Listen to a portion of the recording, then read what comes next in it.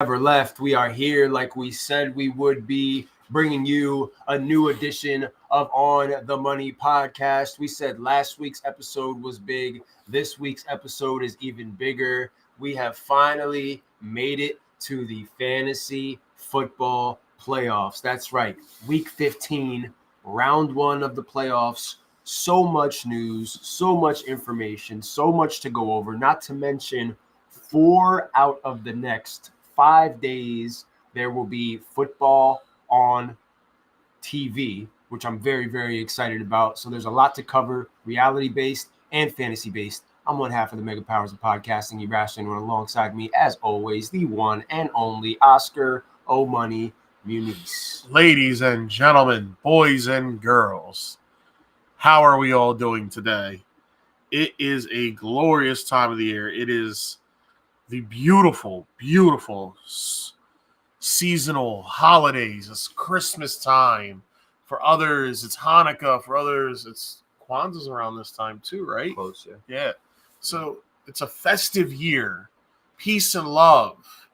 Not only that, football is hitting its last quarter, its last leg. 4 games left in the regular season. People could say it's all parity. Some will say it's mediocrity, but this is what the NFL wants. The NFL wants us talking about it. They are excited that there are so many divisions wide open. The wild card 30 teams. the wild card is still accessible for some, not others. 30 teams. There's a lot going on. You know, there's so much going on that people are getting booted out of our forum, which makes no sense. I don't get it. Well, Pandemonium. I'll let my colleague. We're gonna address this right off the bat, as soon as the show. Right off the rip, because we got so much to cover that I'm not gonna linger on it. We got a lot to talk about football-wise, fantasy football-wise, and we're just gonna get into it for this evening. I feel like it's important as the admins of the page to address this issue. Yes. Good win for both of us. Big Monday night doubleheader. What's up, Julio? Now, because of the ramped up level of intensity and competition and the meaningful football that is being played the last couple of weeks, the emotions are running high and the trash talk has been on a new level, which, you know me, I'm all about trash talk. I can do it with the best of them. Check my resume. More recently, however, due to the recent slump of the Philadelphia Eagles having been outscored 75-32 in their last 2 games and getting the smackdown laid on them by the Dallas Cowboys this past week, there was some jawing back and forth going on between a few forum members, and one Eagles fan in the forum, not sure who exactly it was, reported another member of the forum because they were talking smack. So that member of the forum made an anonymous post. I know who they are. They told me after what happened. They said they are reported because they were doing what we normally do in the forum, which is talk trash. Now, to me, like I said, I'm one of the biggest trash talkers there is, and there's a lot of times where it simply does not go my way.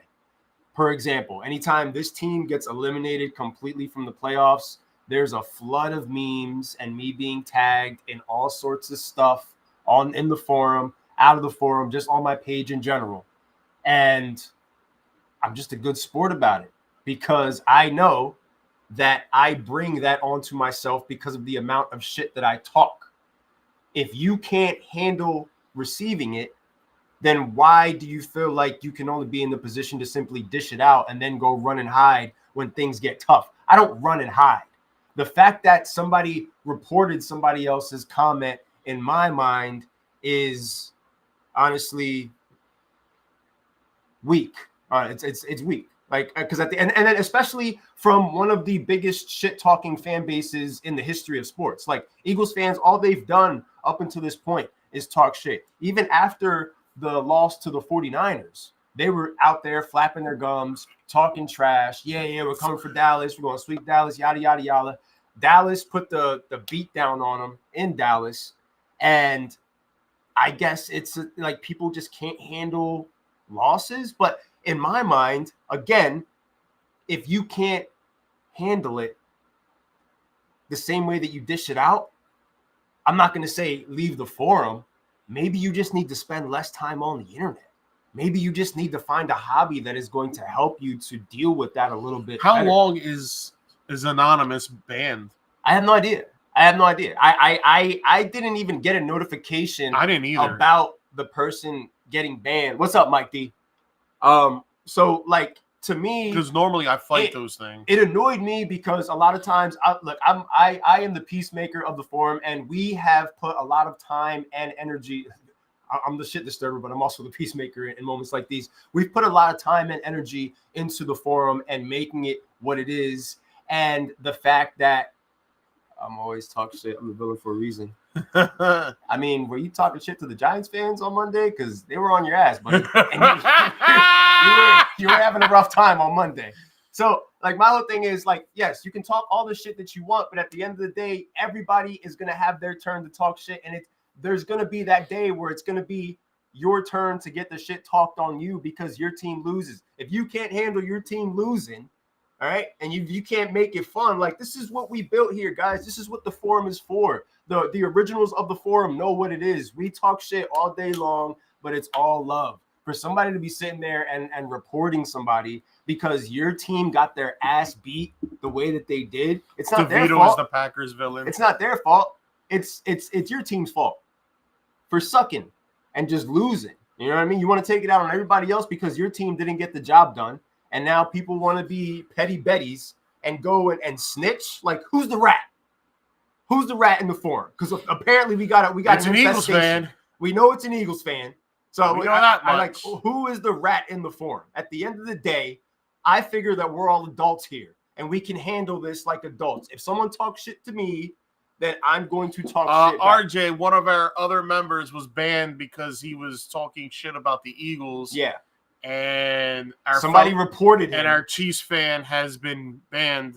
Yeah, somebody reported him for talking trash on the Eagles the last couple of weeks. And I like Coles and cheese, but I'm no that's not like you. That's not like you, Sean. I wouldn't even consider that. But at the end of the day, it's something stupid because it'll end up like I should have gotten a notification for it because it would be more or less a violation against the page. He's banned from the forum for, like, I guess a certain amount of time. He's like in forum jail right now. He's in Facebook jail. He was in forum Facebook jail because he was talking shit on the Eagles like a lot of us were because the Eagles have sucked lately. And we'll get into that, like, football-wise. My whole thing is, like, bro, we're all adults. Like, we talk shit. We get over it. Titans got eliminated by the Jaguars at the end of the season last year. What did I do? I went to bed early because I was sick. And then when I woke up, there was a flood of memes. There was a bunch of tagging. And it comes with the territory. It is what it is. We put ourselves out there. We put our opinions and our perspective out there. We talk trash about the teams that we hate. We talk trash about our rivals. But at the end of the day, like, it's all love. That's what this forum was built off of. This is the place where you can come and you can feel comfortable to be able to talk your trash as long as you are respectable. Yeah, as long as you know how to just control yourself. And I leave that to you. Like, it's not my job to control you. It's your job to control yourself. So as long as everybody can handle that, then I said he will not have any season like that again. Hurts his average, like I said last year. Yeah, we'll get to that. But like I said, like, this is the platform for people to be able to talk their shit, because I know there's a lot of sports pages out there where a lot of you guys don't even feel comfortable commenting on. I don't. There's a lot of fantasy pages that I'm a part of that have just become a debate, sort of like the whole LeBron versus Michael Jordan thing, where anything anybody says, it's just not even fun to be a part of that. This forum is something that we put together for people to have fun, for people to be able to come to, kick back. It's sort of like a bar. The only thing is we don't give you drinks. You get your own drinks. You come, you hang out with us. We talk our shit. We have our fun. We post our memes. And at the end of the day, it's all love. I expect everybody to be adults. But if you don't know how to be adults, if you guys are going to be kids, then let me know right now, because I'll get the dinosaur chicken nuggets out of the freezer. All right. I'll preheat the oven. I'll preheat the oven to 350. And then when the oven goes ding, I'll put the dinosaur nuggets in there for anybody who needs them. All right. I got the apple juice. I'll cut up some strawberries for you. I'll cut up strawberries. I'll put them in yogurt, and then you'll get the dinosaur nuggets with the apple juice and the strawberries. I'll make you the oatmeal with the dinosaur eggs in the morning, where you put the hot water, and then the dinosaur comes out of the egg. At the end of the day, we all men. The unity of the forum is strong. I get my ass handed to me when the Jets lose, and I go toe-to-toe with the Cowboys fans, but it's all love. I have nothing but respect for everyone as long as they don't get personal, talking about people's spouses or kids. Let's have fun and enjoy this. Again, we are all men. And I doubt that the person that Andrew with the dinosaur emoji. I doubt that the person that got reported was taking a shot at anybody's kid or wife, because that's just not – he talks his trash, you know what I mean, because he's from a Here's the fan crazy base part. That's pretty cocky. He's been catching it from us. We've been giving it to him about lining up both sides. Yeah, he's having a rough time himself. His team is having a rough time. You know what I mean? And you know, similar to his quarterback who was crying to the referees, you have somebody in the forum that decides to cry to Facebook about whatever he said. And now it just creates a silly ass situation. So it's like, are we going to be adults? Are we going to be men here and continue to do what we do and talk sports and enjoy it? Or are we going to be babies? Let me know, because the dinosaur nuggets are in the oven waiting for you. Okay. And you don't even have to worry. I'll stand by the oven to make sure that they're done. And once they're done, you got to wait a couple minutes because they're hot. They're too hot. That's what you probably like. Ketchup on chicken nuggets. We'll put the ketchup on the side. We'll give you your favorite sippy cup with your apple juice. It'll be the purple cup. God forbid it's the blue one. And we'll run Eagle highlights from 2021 all year. And then we won't say anything bad about the Eagles ever again. That's in the perfect world. Or you can man up, all right? You can put on your big boy pants. You can continue to talk your trash the same way you would if the Eagles win. And you can get over it and stop snitching. Because that ain't what we do in this forum, all right? If you look at the bylaws of the forum. I made 5 to 6 rules of the forum. You can't take the heat. You already know. I don't know what else to tell you. And not even just that. If you can't handle it, then just stay off the internet for a little bit, because we are in this era where so many people want to be trolls, bro. Everybody thinks they're funny. Everybody wants to be a troll until the bottle is pointed at them. And all of a sudden, you don't like the jokes. They're not as funny. Now you want to start crying. Now you want to get mad because you lost money, or you feel embarrassed, or now you want to fight because your team didn't fight hard enough on the field. Bro, you got to grow up. You got to grow up, or else I'm offering the dinosaur nuggets left and right, all right? Let's get some Drew Bucks together and bail my guy out of Facebook jail. Oh, God. The Drew Bucks. Nah, I'm going to ask the six-pack, man. And that's a good point. The person Screw you, RJ. You weren't supposed to see that. I grabbed those beers because I was trying to cool them down. It just so happens that you caught me with 6 beers in my hand. I wasn't going to drink all 6. All right? It was just bad timing is when I was standing over there and I was trying to sneak by him and I had all the beers and it was just bad. At the end of the day, it might not have even been a regular member because the group is public, and maybe we need to change that. Maybe we need to put the group to private. Do we got to become the Finer Things Club and turn it into a private group? If that's what we got to do, then that's what we got to do, because I don't want people to be like banned from commenting over some stupid shit just because they were having a little bit of fun at the end of the day. Like, all I know is there are some butthurt fans out there. You know what I mean? And I know it's not the core group of guys. I know it's not you guys. I already know. It's not even like we do what we do, and you all guys we know understand is it's a Philly fan, and we can't figure out who it is from there. And hopefully it's nobody that's really a true member of the group. That's all I'm going to say. But speaking of that game speaking of that team. All right, let's get into some football. So, now. Got that out the way. The dinosaur nuggets are on standby night, just in case. All right. Out in Arlington, the Eagles lost like I thought they would lose. And guess what happened? They were mid. The only points they scored 13, and 7 of them were a defensive play. What was it, 3 fumbles? The offense hasn't done nothing in a couple weeks. And Andrew gave us the melty face. Well, here we go. Listen, it's the biggest topic. We live in the Philadelphia area. You guys want to talk about him? You want to talk about him up until I had to look at Eagle memes since week 1. I've been suffocated. And then on top of that, Eagles fans have been giving their shots to Dallas all year long. And We had to watch the Dak Prescott headstand picture meme like in 8 different forms. Here we go. Is that what he was saying? Over and over. So, at the end of the day, Dak Prescott outplayed Jalen Hurts, just like Brock Purdy outplayed Jalen Hurts.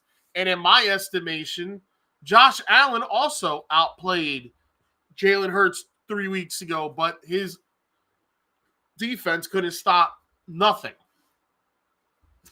So we're looking at the Eagles. I've been saying all year long, this is not the same team from last year. You know, it is what it is.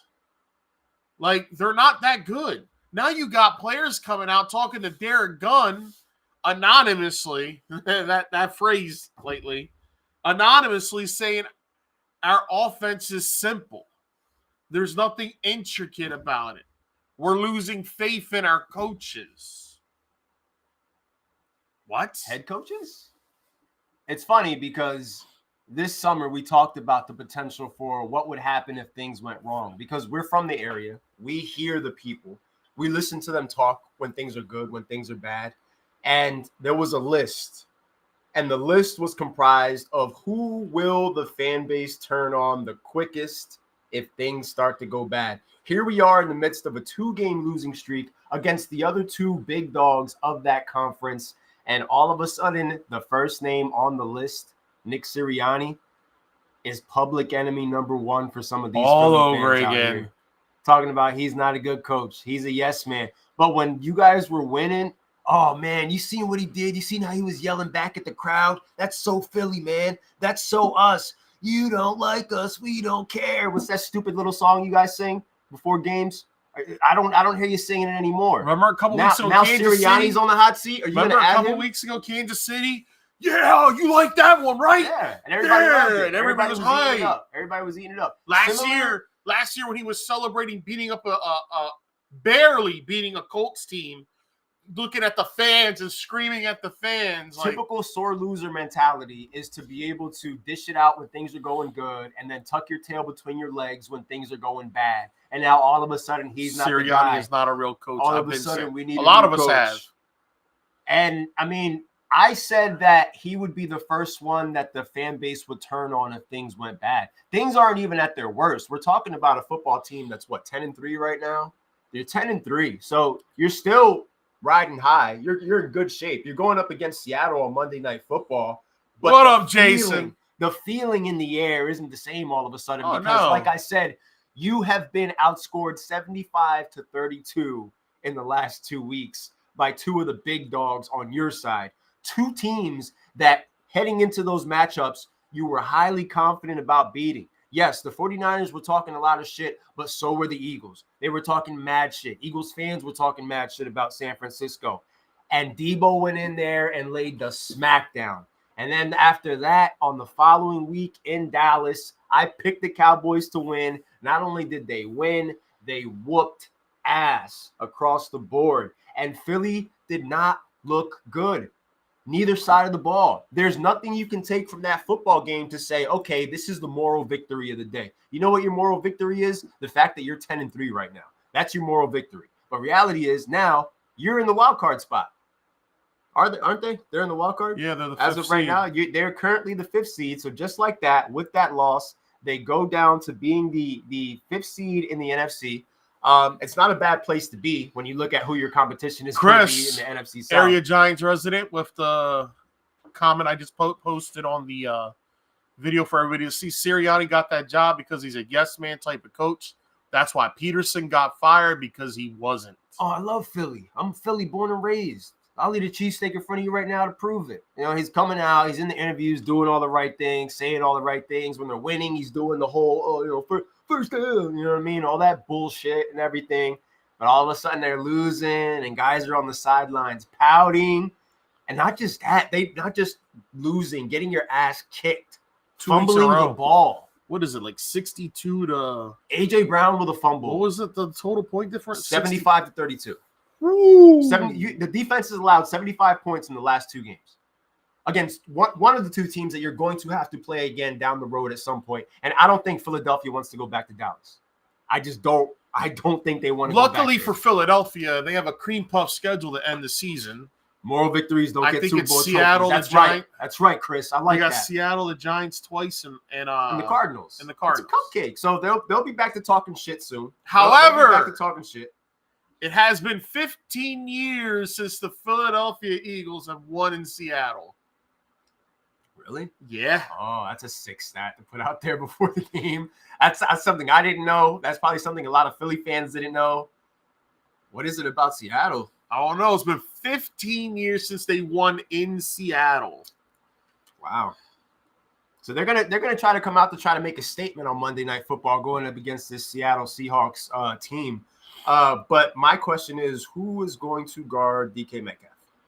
Who is going to guard? The secondary's in shambles, bro? They have injuries everywhere. They're the worst secondary. Their safeties are not good.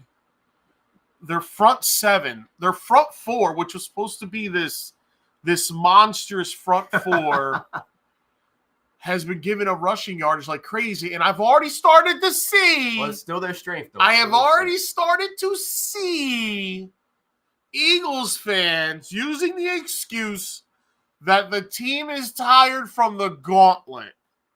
Oh, the gauntlet. What did you expect? We played all these really good teams. We're tired. Well, I mean, they were the first ones reminding us that they were 2-0, 3-0. Gauntlet. Bring on the 49ers. Every week. Now you're tired. You think the other team isn't tired? You don't think Seattle's tired? They're in the same division as the 49ers. How do you think they feel? They're in there with the Rams, who, after a 3-game winning streak, went and fought hard against Baltimore and barely lost that game. They're using the excuse that they're Bendito. tired. What did you expect? I'll put some extra dinosaur nuggets in the oven for the Eagles since they're so tired. All right. And I'll bring out the green blanket. All right. The Grinch that stole Christmas. I'll put it on freeform. All right. Because it's running all 25 days of Christmas is going on. I'll put on a movie. I'll put some hot cocoa on the stove. Since everybody's tired, why don't you just take a nap? I couldn't believe that when I heard that, yo. That's not a real reason. I could not believe when I heard that. And it's funny because there are fans who, even during victories, were definitely complaining about the play calling. Now it's at a point where it's like they hate everything about the play calling. They're too basic. They're too slow. You know what I mean? Like they're not executing the same way that they once did. All the same pieces are there. Dallas Go Dare was missing in action for a while. So it really isn't a Dallas Go Dare like thing. Everybody, they are who we thought they were. Soft. Philly has the tiebreaker.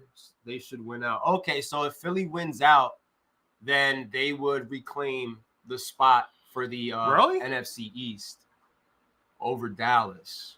Why would that be? Because if you got 2 division games, all 4 NFC games as well. But Dallas hasn't lost. The only loss Dallas has in the division is Philly. Philly lost to the Commanders? No, Philly lost to Dallas, so they split. Philly lost to Dallas.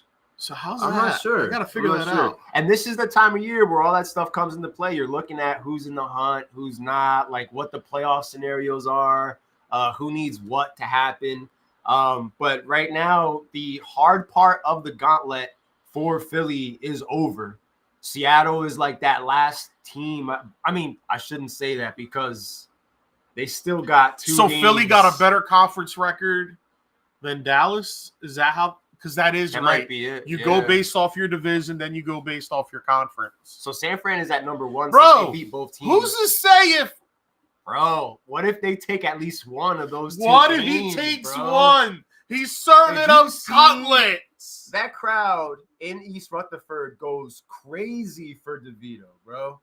They love him. He is a fan favorite right now. They are showing him love that I never heard them show Danny. That's what I thought. I thought so, Nick, because if they both went out, like if they, I will say this, Dallas got it tough. They got Buffalo and they got Miami this week. Buffalo this week, followed by Miami. Could see, but honestly, I see Dallas beating Buffalo because Buffalo is off their high. They beat their bully in the Chiefs, and now their guards might go down a little bit, so I can see that. Danny DeVito will light up that defense. Bro, honestly, everybody's been lighting that defense up. We thought that, Sam Howell, that was just an anomaly the way he was throwing on them for 300 plus yards, but every quarterback has had success. We knew how bad that secondary was before this game even happened. We sat here on this podcast last Dallas week. finishes with the Commanders again. Dak which is tricky. going to air it out on this defense, and they're not going to be able to respond. And that's exactly what happened. And in the key moments where they could have responded, where they could have put points on the board, Jalen Hurts fumble, Devontae Smith fumble, A.J. Brown fumble. Can anybody hold on to the football out there? Like, what are you doing? Bro, What are you A.J. doing? Brown, bro, fantasy-wise, you're killing me this last month. Finished with the Commanders.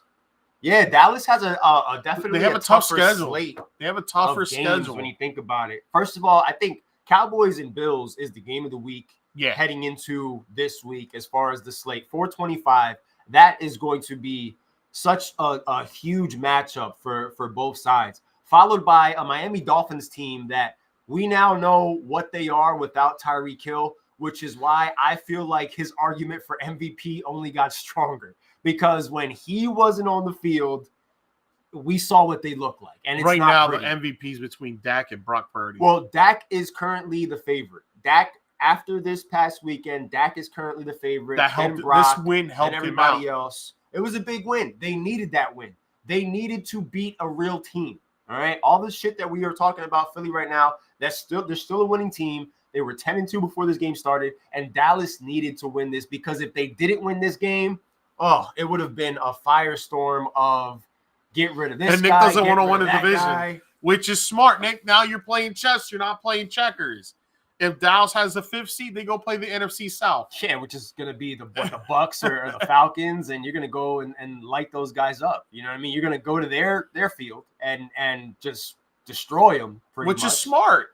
I'm not mad at it. I'm not mad at it. And then on top of that, like, I don't know about you guys, but what's the big deal about having the 1 seed? It doesn't really help a lot of teams not having that week, especially You know a what team needs it? like Philadelphia, who San has Francisco needs it. the bye. Yeah. I think Shanahan would do well with the bye. He would prepare well. I don't know if Philly, with the way that they've been playing, Philly doesn't want to have a bye because Philly needs to keep playing to get these woos out. You can't have 2 You're weeks off and then struggling come right out. now, Yeah. and then you come out and you're going to struggle even more to get going. Yes. And by the time you know it, it would hurt them. second Bro. quarter, you're looking up at the scoreboard, and it's going to say 14-0. You haven't done nothing We've on seen it offense. time after time. All those Peyton Manning-led teams that were putting up crazy amount of points that would have the bye week and then lose. Lamar Jackson, his MVP year, they were flowing each and every week, having a football game. The worst that helped them. happened to them was They having were that rolling. break. They had 2 weeks off, and then it's like you got That was the last year with okay, we got to get going. that year with Lamar was the last year when the 1 and 2 would get when there was only 6 seeds. Yeah, that was the last I year. wish it would go back to 6 seeds.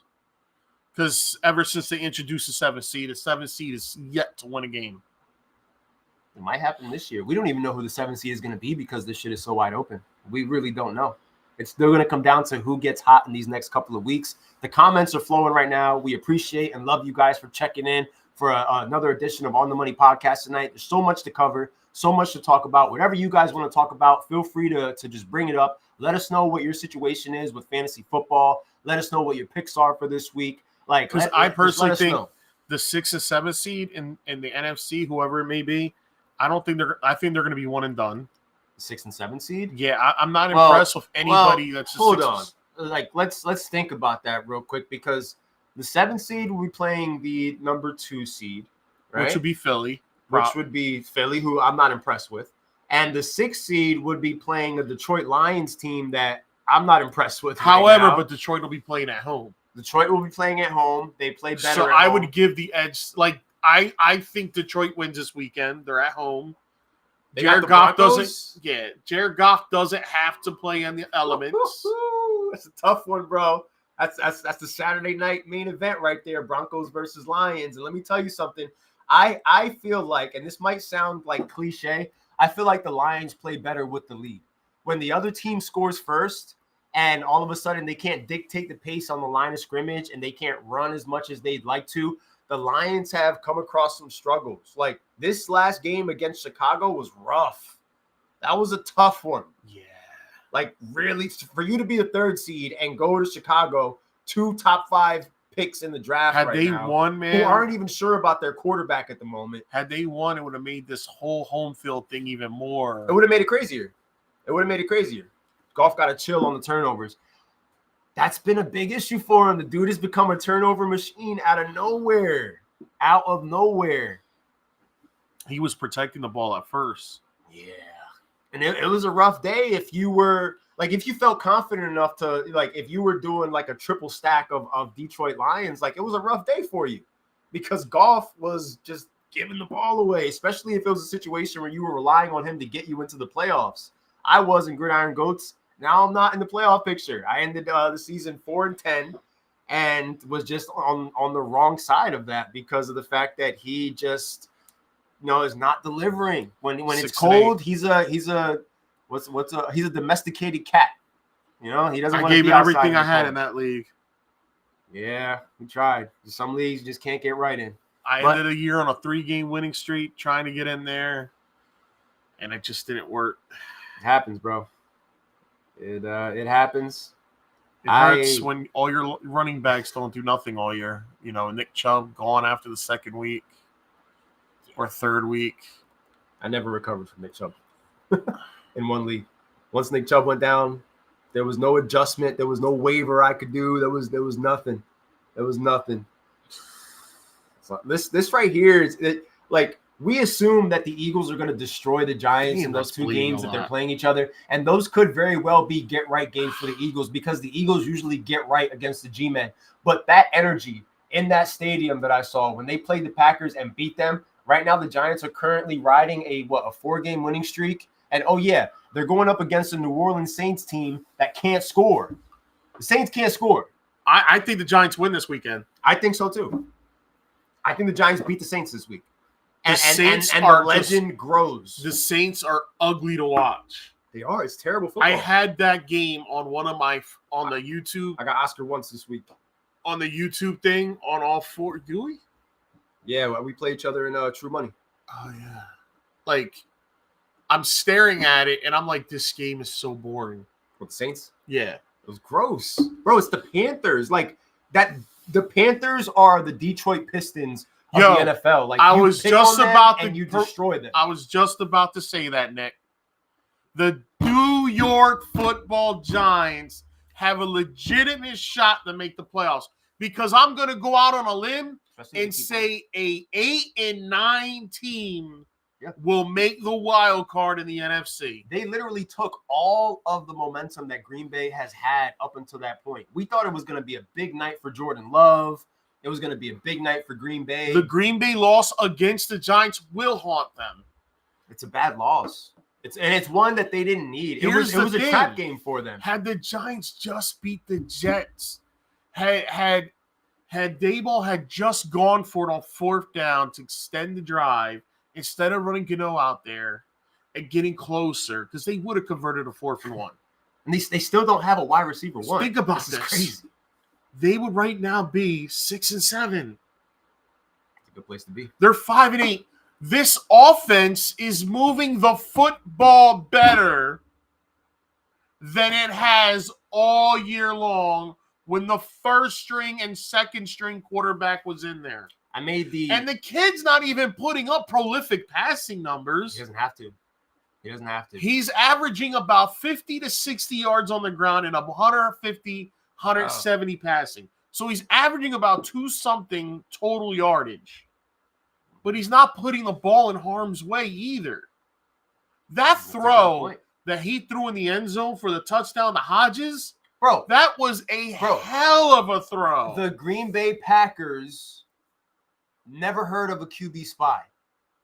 Because I saw DeVito literally with chunks of real estate down the middle of the field that he was just taking complete advantage of, and they refused to put a spy on that man. Not to mention, I did a prop bet for Tyreek Hill to get 2 touchdowns. I just brought Nick's comment up. You know who got 2 touchdowns? Saquon Barkley, Derrick Henry. I just brought Nick's comment up onto the screen. A scenario: Dallas loses 1-2 games, Eagles win the division, bench starters, Giants get the wild card. So in their second matchup, the G-Men will be going up against the Eagles backups. and the G-men would be able to then cash in on their opportunity to get into the playoffs, and then we'll see more weeks of this. And honestly, in my opinion, Philly is not in a position to be benching starters because your starters stink right now. You guys need as much football time together as possible because they can't get shit going. I know that today I saw a report about how they need to bring back Frank Reich. They need to bring back the Carson Wentz whisperer to help fix this problem. Bring him back into the fold. I mean, all hands on deck. Bring say back this. True Eagle fans that we know have been criticizing the offensive coordinator all year long. Not even when they were winning games. Yeah. They don't like what they're seeing. It's been Chris ugly Negron football. has been all over the Eagles OC from the rip. Even Terrell to a degree, even though Terrell, he plays feelings ball with the Eagles. A lot of Eagles fans play feelings ball. That's why somebody got reported, because Eagles fans play feelings ball. It happens. I feel confident with the Bills. Miami, that's a toss-up. Definitely is. Miami's starting to make me wonder, and it's not Dude, when there's no Tyreek Hill, they can't beat anybody. That's crazy. The difference when that man was on the field. How many of you Tyreek Hill owners in fantasy are looking at that injury report and those practice reports every single day? Every day. Because I know I am. Multiple times a day. I'm looking at the same report three to four times a day. Refresh. I'm going on Dolphins Twitter. Philly should hire Matt Canada. I'm looking at it on the daily. We already knew this was going to be a tough matchup because the Dolphins stack is going to be going up against the best secondary in football. The Dolphins losing Monday just gave the freaking Ravens home field right now. Yeah, they'll never recover. The Dolphins are not going to get the first seed now. Like that. However, Baltimore has to play Miami, and Baltimore still has to play San Francisco, and Baltimore still has to play us one more time. Miami. And regardless of what we look like, it's a division game. Division games can go either way. Miami is not beating Baltimore, and if you guys are going to if you're going to trot Mitch Trubisky out there, y'all are not beating the Ravens either. Oh. All right, so the matchup is the San Francisco. What is that? Is that thoughtfully aggressive? What is it? Do we know what that means yet? No. Thoughtfully aggressive is throwing interceptions for no damn reason. Is that what that meant? Because that's insane, man. He hasn't made a quote or anything this week. It's a Saturday game, so if there's any quotes out there, it might be happening soon. I don't fear the Baltimore Ravens, even with I didn't fear them with Duck Hodges. I don't fear the Ravens. I definitely respect what they can do, and the fact that they find every possible way to win. Lost this past weekend. Yeah, but they find ways to win. They've won every type of football game. Hell of a game by the Rams, because I didn't think the Rams were going to take it to them like that. In bad weather, Matthew Stafford went out there. Over them. Matthew Stafford went out there and balled out up against a good defense, a Rams team that I said they were on a 3-game winning streak heading into that. So they were hot. Like the Rams were playing for something. It was a big game for both teams. Ravens playing to be able to keep a hold of that first seed. We inadvertently helped the Ratbirds to hold on to that spot. And right now, the way the Dolphins look, the way the Chiefs look, I think it's safe to say that the Ravens got the 1 seed in the bag because the Dolphins ain't going to catch up to them. The Buffalo Bills are an interesting one, but they would have to win Niners this is week. Big because the Rams were taking it to the Niners in week 2 before, Stafford threw that pick that turned the game around. But division games, man, I don't care who they are. A division game is crazy. It is. And the Rams fought hard in that matchup that they had against the They know how to play them. It's the division. They know how to play each other. McVay and Shanahan have their rivalry, and they know how to prepare for that game differently than other games, differently than going up against a Lamar Jackson that you see once every 4 years. You know what I mean? Like it's not the same. Division games are a toss-up. You can throw the rule book out the window because nothing matters and anything can happen. Look at the matchup that we had against Indy last week with the special teams and them being able to score twice off of our special teams completely falling apart. Like the penalty and then the deep bomb to Alec Pierce for the touchdown. Like that was a wild game between two teams that if you look at that matchup, Colts versus Titans before the kickoff, you're probably thinking, oh, I'll bet the under on that. And it was a shootout. because like your division opponent brings different. And then Jake Browning and the Bengals just Jake Burrow mollywopped. and that was one of the bigger surprises out of all the upsets this week. That was a big one because I thought the Colts had that in the bag. I said to myself, Jake Browning, one-hit wonder with the good week that he had. Colts defense has been on a tear. They're going to figure it out. Browning figured them out. Yeah. And not for nothing, on Saturday, the Cincinnati Bengals still have a lot to play for. They play Minnesota. A football team that could not buy a division win. Listen, the Bengals are winning Saturday. Yeah. Yeah, Nick Mullins. I do not see Minnesota beating the Bengals. That's crazy. Jake from State Farm been solid. Who plays again? I'm getting the Niners and the Rams. Okay. I think they do play one more time. I think it might be the last game of the year. So the Niners have a little bit of a rough patch themselves. So the 1 seed on the NFC side is still up for grabs. Philly could still get the 1 seed. They could still get the 1 seed. I just don't think that based on how they've been playing, it would help them to get the 1 seed. A football team like that, there's certain football teams that need to play every week. It's just, it is what it is. When you get that extra week off, you come into that game cold, playing up against a team that could be red hot, a team that could be scoring like crazy on wild card weekend, and you find yourself down 2 touchdowns in the first quarter. We got the 1 seed, we got the fans. Well, when you're down quickly like that, you take the fans completely out of the game. You know, and now they're begging you to convert a 3rd and 9. Philly needs the right matchups right now. Yes, they do. Philly needs to play teams that they can beat, and they should get them. But like they're about to get the Giants, but dude, he might get one of them, bro.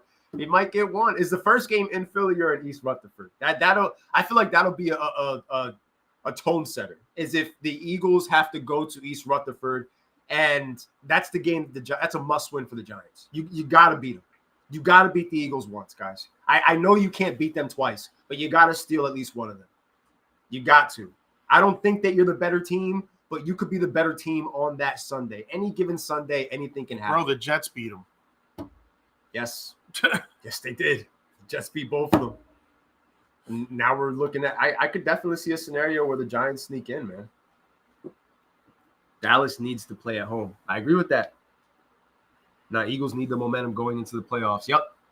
I don't think that sitting players on week 18 trying to be cute or like just I don't think that's gonna help. Like, you guys need to be out there. You guys need to be aggressive. Find some of that fire that you had last year when you were making your run. Like, that's not that team and this team is not the same. They're not the same two people. Totally different energy. Like guys hanging their heads. It was just getting your ass beat, sent to the cleaners, hung up to dry. Your suit is ready. Like, it was rough. Niners, Chiefs, they're just a problem. But I think seeing them twice like a division rival might help. They've been a problem for the Cowboys for years now. You know what I mean? Like, the 49ers, they punched the Eagles in the mouth finally. They've been looking forward to doing that. But the 49ers are supremely confident when going up against the Dallas Cowboys because they don't lose to the Cowboys. Dallas has to get that monkey off of their back. This is like when Steve Young couldn't beat the Dallas Cowboys, and then he finally beat them. And when he did, you know, you go to that next level. You go to the Super Bowl. You finally win it. You know what I mean? And he gets that monkey off of his back. I feel like for Dallas, that in itself, you know, of course, on top of a rematch with Philly, that Dallas 49ers part 2 would be huge. It would be. Absolutely huge. And I agree with Nick. I think that they would have to get them in Dallas because the Dallas Cowboys play great at home. Undefeated at home. Now you're going into Buffalo. You're going into Bills Mafia where they're going through tables and they're pouring the ketchup and the mustard on that old man. I don't know what that's about, but nonetheless, Bills just came off of a win as equally as big as the Cowboys did this past week because the monkey on the Bills' back has been the Chiefs for a long time. So now you're going That's into crazy, Buffalo. yo. That's crazy how you're going to end the game on a call like that. It's crazy, man. Josh Allen just looked at him like, bitch, I won. I don't care. Yeah, why would Josh Allen care? Like, yeah. he probably You're complaining to Josh Allen, and he's looking at you anybody like, who would listen, bro. He was like, bad call, man. That was such a terrible call. He's still bro. Roger Goodell came out today and said, we're hearing complaining about a call that referees got right. And I'm not a Roger Goodell guy, but can't argue with what he was saying there. Like we're complaining about a call that the refs got right. Yeah. And these guys are talking about clearly offsides. Usually we'll get a warning or something. No, like, what are you talking about? What are you talking about? It's you're getting paid millions of dollars. Learn how to line up, bro. Kansas City, what are you talking about? Kansas City gets no sympathy from me. I have no sympathy for any team, including the Titans. And then every Chiefs fan showing the Tyreek Hill or Jalen Waddle lining up the same way. Well, guess what? The Dolphins lost too. Hey, both lost. So it doesn't matter. It doesn't matter. The Dolphins were like on their own 20. The refs were. That has been called 11 times this year. The refs knew that the Dolphins weren't going to be able to move the rock because Tyreek Hill wasn't there. So they were just sitting and watching the comeback just like the rest of us saying, damn, like, this is what Miami looks like when he's not on the field. It's the drizzling shits. KC starting to act like Taylor. Yeah, it's just, raise your hand if you have Travis Kelce on your team and he's done nothing for you all year. Dynasty. Well, I have him in 2 leagues. This past week, buddy. He got me 14 points, and then the week before he got me 12 points, and then I think he got me 13. But like, it's Travis freaking Kelce, bro. I need a 40 bomb from you. Like, you are my consummate tight end start every single week, no brainer. Can't sit you because I'm at that point where I'm playing that game where you can't sit a Travis Kelce because who are you going to start over him? Who are you going to start over? Sam Laporta. Like, who do you have? If you have Laporta and Kelce on the same team, you're fortunate. I'm crazy, and I also have Jake Ferguson on my dynasty team. Throw those names. They all play better. They all play better. This past week, I put them in my flexes, those two tight ends. Isaiah Likely had 30 points at the tight end position. Doubled the production that Travis Kelce had. That touchdown he had. Doubled the production that Travis Kelce had. Not just that, the Chiefs have now lost 4 of their last 6 games. So it was the refs' fault last week when you lost to the Packers. It's the refs' fault this week. What are we doing? MVS dropped that ball. Your offense is shit. Yo, you know what I think that is? Mahomes was so angry he's yelling at the refs, but that's what he should have been doing. That's built up frustration that he should have been taking out. He's pissed on those receivers that can't catch. He's pissed, and he finally blew up, and the world finally saw Patrick Mahomes. Yeah, bro. Patrick Mahomes looking like a whiny little bit. He exposed himself. The same guy who's been getting the calls at his favorite. Now we know where his wife gets it from. And now Patrick Mahomes was out there acting like Brittany Mahomes. And I'm sorry, I don't feel bad for any team, let alone any millionaire out there. Like, at the end of the day, bro, line up correctly. At the end of the day, put more points up on the Taylor board. Swift has become the issue for that team. There's too much attention. The issues have been there for this team. This offense sucks. But now it's even brighter because she's there. This offense sucks. He threw a full-blown tantrum. You're literally going up to shake your opponent's hand after the game, and you're still talking about the call on camera. Like, the camera is always going to pan in on the 2 quarterbacks. Bro, they're doing this. It was a crazy play. And I would have enjoyed it because those would have been bonus points for me. It was a crazy pass. Because technically it's still a pass from Pat Mahomes. And I'm probably in the Sick Picks Fantasy Championship. No, that's a Travis Kelce touchdown pass that I would have loved to have. I was already winning in that matchup, but I would have definitely taken the points on that. At the end of the day, you were going after the refs, bro. Getting held back. What? Like, getting held back. Josh Allen watched you beat him multiple times. Even the 13-second game, he didn't go, damn, man, I can't believe that. He gave props to Travis Kelce for the play that he made. And even with Andy Reid at the post-game presser talking about, they usually give us a warning. He's like, what are you talking about right now? Like, what are you saying? They give you a warning. You can't see. Since the beginning of time, the lines have been there.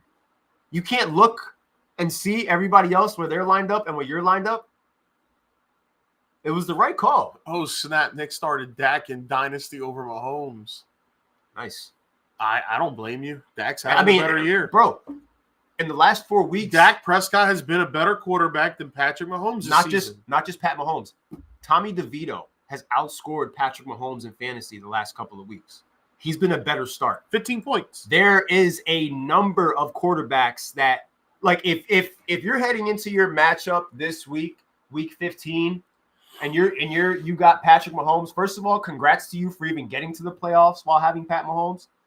But you got to be thinking to yourself, you got to at least look or scan your waiver wire and just see what's out there. Look at the matchups, because the dude is just not like he's not putting up the numbers that we're used to seeing at all.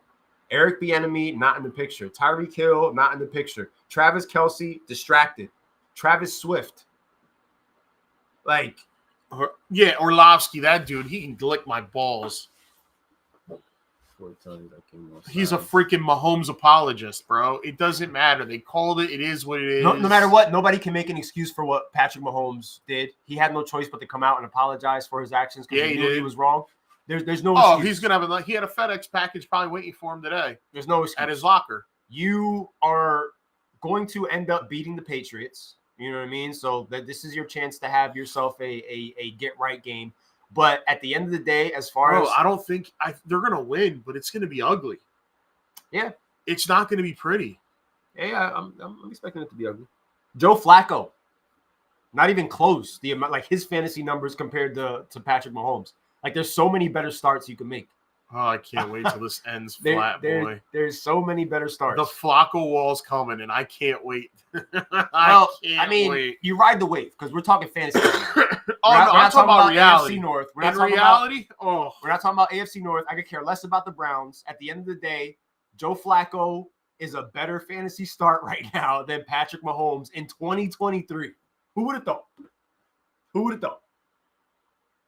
Like, if you know, and you were smart enough to make the play. If you had the balls to sit Patrick Mahomes and start your other options, you actually feel like a genius right now, and you feel good about it because he ain't getting you the points, bro.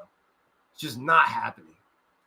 And in a tight matchup against the Buffalo team that needed the victory, Chiefs couldn't get it done. I get the Super Bowls, but let's be real. Mahomes is human without the toys. Very human. I don't see any no-look passes anymore. I mean, look when Tua doesn't have Tyreek. Just look at that. They were bland, bro. Like, I knew that my defense had them figured out, which is crazy because my secondary can get beaten, and they couldn't beat us. Because at the end of the day, when you just have to worry about Jalen Waddle as the number one threat, it's not the same. There's nobody else out there that can beat us. It was Raheem Mostert, Tyreek Hill. That was it. And 2 minutes into the game, Raheem Mostert was limping around, and I was saying to myself, "Oh God!" Like, and I say a lot of his success too last year. Kelce was a better player last year. Kelce's definitely showed his age this year. He really has. Oh man, Kelce was great. Kelce was able to cover up the hill, and then Juju, not for nothing, Juju had almost 1,000 yards with this team last year. He did well, and he was catching the ball, and he had like 9 touchdown receptions. I'll be done in fantasy. A lot of us will be done. So think about the fact that, like, so you lost Hill, you lost Juju, you lost Eric Bieniemy. You lost the step in Travis Kelce, the OC. Maybe we need to put more respect on Eric Bieniemy's name too, because everybody kept saying it's Andy Reid, it's Andy Reid, it's Andy Reid, but Eric Bieniemy went to Washington, and Sam Howell looks like he's a legit quarterback. Sam Howell's a better start than Patrick Mahomes this week. Fire him up. He's going up against the Rams, and that's going to be a shootout. Fire that man up because Sam Howell is out there slinging it. He knows his defense sucks. He gets no help. So that's why I say, like, I don't understand why this team didn't sign DeAndre Hopkins. I don't understand why this team didn't try to trade for Mike Evans at the deadline.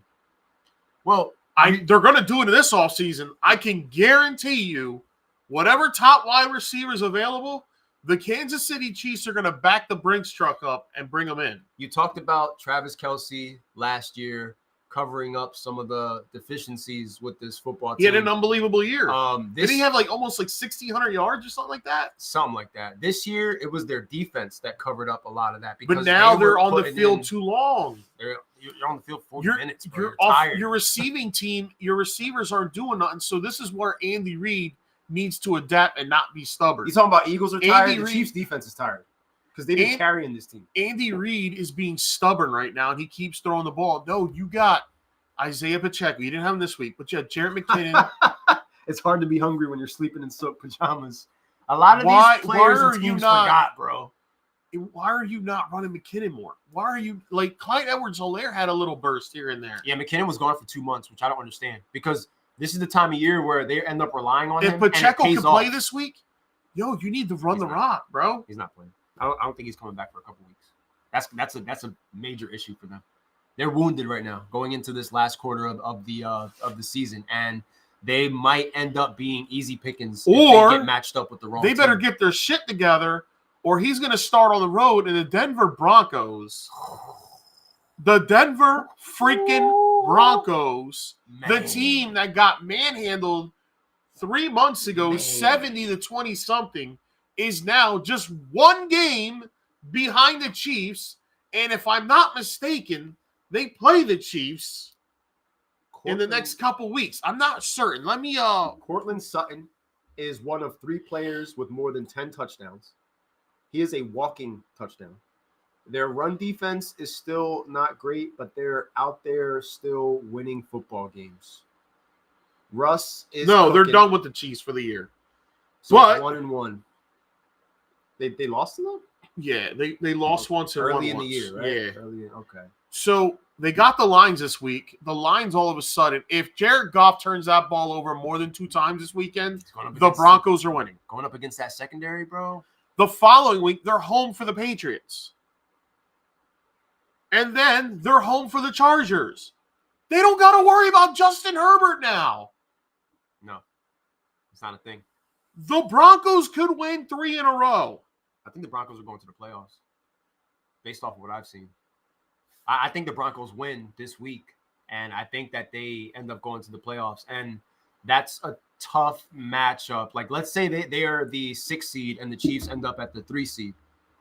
You know, if the Dolphins continue to slide down and Buffalo moves up, you're talking about that all of a sudden that 2-3 race between those 2 teams is massive.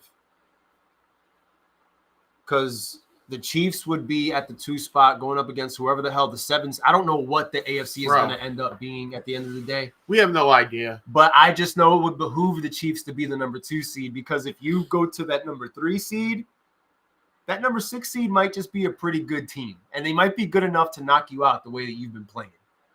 Like, a lot of these teams need to get their shit together right now because nobody's coming to save you. This isn't one of those things where we can sit there and say, oh, you know, the Eagles will just figure it out eventually. The Chiefs will just figure it It's out too late in eventually. the season. We have to look at the tape from the last 14 weeks, and we have to accept the fact that that tape of the last 14 weeks is the truth. That's the tape that we use when we make our fantasy football decisions and our betting decisions. You look at the tape, you look at the patterns, you look at what's happening on the field, and you can't just all of a sudden say to yourself in 1 week that's going to change. The issues with a lot of these football teams are going to take more than a week to fix. And the Chiefs have a lot of issues. I don't know if he's coach of the year. I'm going to give the coach right now. Coach of the year is the guy in Cleveland. That guy's had so many injuries. It's been a mess out there. He started 4 different quarterbacks, and he's PJ got this Walker. team at 8-5. And I hate Cleveland. He's won with all of them. Cleveland makes me sick. And it's another case of just the defense just dragging the team along. Like, come on, we got you. Oh, you got to punt it. It's all right. Come on, I thought boys, their let's season was go. over the moment Nick Chubb went down. No, they're holding on to their playoff spot right now. It's their playoff spot to lose. It's their playoff spot to lose. And even if they lose this week, they're still in the I think playoffs. Stefanski keeps his job, and I thought Stefanski was going to be fired after the year. He did the reverse of what a lot of these coaches like Staley in It's LA just like Kevin wasn't able to O'Connell do. in Minnesota. I think he's done an outstanding job as well. His team started out 1-4. People don't realize September and December's losses are not the same. You're absolutely right. Uh-huh. Definitely makes sense. Well, think about That's the Giants. Rees-Mo. Look at his history. Remember He the has always Giants, thought the a good 2 years QB they won the doesn't World need a Series. A-plus The wide World receiver. Series. The 2 years the Giants won the Super Bowl in the mid-2000s, they started out 0-2, and they were getting manhandled those 2 games, and they turned it around. Yeah. And that's kind of the story of the Denver Broncos. We kind of expected them to be bad. They started out slow, and now they're on a heater. They lost a game recently, but they've won like 5 of their last 6. I'm pretty sure it is. And Cortland Sutton is a walking touchdown. The Denver Broncos already at this point have won me over $215 because I bet on the Broncos money line. I bet on Cortland Sutton anytime touchdown and Russell Wilson 2 touchdown passes. It's It just lines up. They do all of those things each and every week, and it's just a beautiful thing. I had a straight orange money line this past Sunday, 5-leg, 6-leg parlay, all Broncos. They hit everything across the board. So I'm loving that football team right now and what they're doing. And the fact that since I'm a fan of chaos, the Denver Broncos can get into the tournament and create chaos immediately. Like, they've beaten the Bills. People forget. They've beaten the Chiefs. You know, I know that the game that they had with the Dolphins, ever since the Dolphins put that shellacking on them, they have been a different football team. So I know that they are looking forward to an opportunity to go and play Miami again. And we're seeing some of the struggles that Miami has going on right now. Nick said earlier, Hill better play. I think that we all in unison, no matter what league, no matter who you're playing, anybody who has – listen, the Dolphins have gotten you this far. The Dolphins offense has been amazing for fantasy football. They have gotten you to this point. If you were able to draft Tua and Hill to the same team, something that I told people to do in the summertime, it has worked wonders for you. And now, the week that we need them the most, going up against the best secondary in football, Tyreek Hill did not practice today. He was not practicing today. So it could be precautionary. It could be a rest thing because there was a couple days last week where he didn't practice. But based off of what we saw, when he went down in the first quarter of that game on Monday Night Football, my heart sank through the floor. Because I was like, not you. Not you, bro. Not my MVP. Not the Beer Money Boy MVP, bro. There's no way in hell that this happens on this night against this team where I put him down for like 10 anytime touchdowns. All my tickets were littered with Tyreek Hill anytime touchdowns. Littered. As soon as he went down, so did my tickets. That was it. That was it, bro. That was it, dude. There was nothing that could be done. Yeah, there was nothing that could be done. And of all teams to do it, it was my team. That's where one of those moments where you're happy your team's winning, but you're deep down, you're like, every emotion was running through me because it was just like, get up. I've had that before where in fantasy, like, I'm hyped that the Steelers are winning, but I started because I knew how it was a couple years where their run defense was terrible. So I started the running back that opposed them. I forget what year it was. And I'm sitting there like this. The Steelers are shutting the shit down. Yeah. They're winning, and I'm going like this. Crystal goes, "What's wrong? The Steelers are winning." I was like, "I know." She goes, "What do you mean?" You don't understand. I was like, "Yeah." And I think I had Nick Chubb. I'm winning on the outside. I had Nick Chubb on the inside. Yeah, and I'm like looking at her going like this. Yeah, and then they get the ball back, so your fantasy players. No, can't score. I know what it was. It wasn't Nick Chubb. I had Josh Allen. It was the year Ben was hurt. Remember, our defense was that good, but I had Josh Allen. He was having that killer year, so I started him, and I see him throw a pick, then another pick, and I'm just like, it's one of those weeks where you're okay with your team losing because you know that it means your fantasy team is gonna be okay. Like, and I'm usually a positive guy. I'm usually positive. Football is the thing that my emotions range. The minute that Tyreek Hill went down and was rolling around on the floor, my initial thought was, oh my God, the Titans just killed me in 3 leagues. Like, you guys just killed me. Like, you guys are family. The Titans, the Beer Money Boys, you're all the same. Like, why is this happening right now? Stop the game. Please cancel this football game. Like, just cancel this football game and nobody touch anybody. Vrabel had those boys out there ready to play, and not just ready to play, but ready to hit. Like, they were hitting those guys so freaking hard. They got to win. I mean, this is a must-win for the Dolphins. They got to keep pace. I think they're going to beat I think they'll beat the Jets because every time Zach Wilson gives you that game, the following week he comes back with the wah, wah, wah, wah. And Jason, Dak made a super strong case for his MVP. That we already knew going into this game. Dak beats Hurts. He jumps over Hurts, and right now Dak is the number one. But Hurts should have never been in the MVP conversation.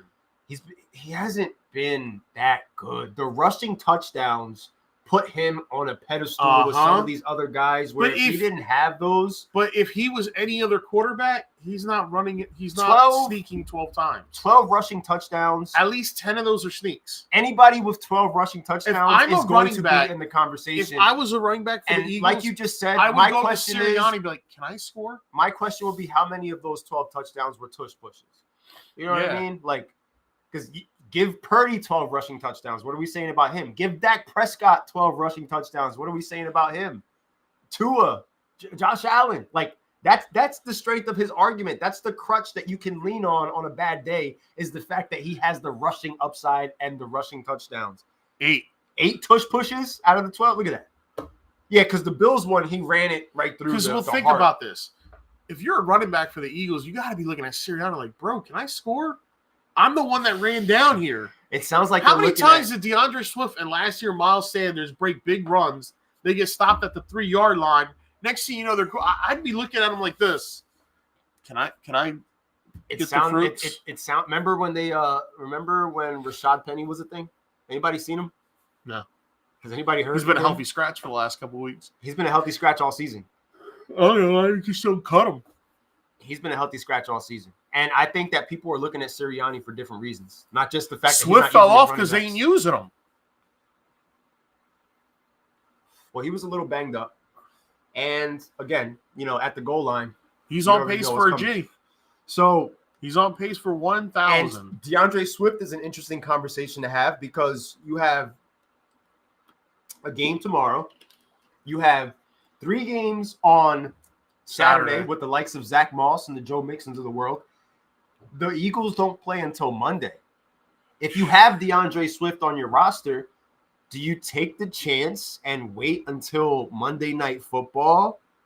And then what are you going to get? Like, you can definitely run on Seattle, but, like, what are you going to get out of Swift? We're talking playoffs now, no. We're not just talking about getting 10 points and being okay with it and preparing for next week. There might not be a next week. Like, this is playoff time, week 15. Like, are we going to – that's a question that I'm asking myself in one of my leagues. I have DeAndre Swift in the flex spot right now, and I'm saying, like, damn, do I just put, like, Jaden Reed in there at this point?